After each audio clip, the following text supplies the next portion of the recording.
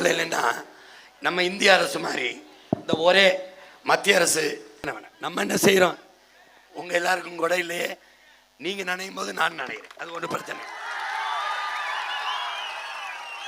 இப்போ பாரு, அது என்ன செய்யுதுன்னா, இந்த ஒவ்வொரு மாநிலத்திலையும் அவன் கல்வி பாடத்திட்டத்தை வகுத்துக்கலாம்ங்குது.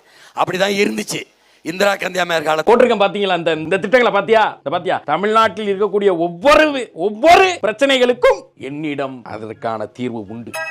அதற்கான பொறுமை, உட்கார்ந்து கேட்கக்கூடிய அந்த தன்மை உங்களுக்கு என்றைக்கு வருகிறதோ அன்றைக்கு தமிழ்நாடு மாறும். பரவாயில்ல பெஞ்சிட்டு போட்டோம், ஒன்னும் பிரச்சனை இல்லை, பரவாயில்ல. ஏன் பயப்படுற?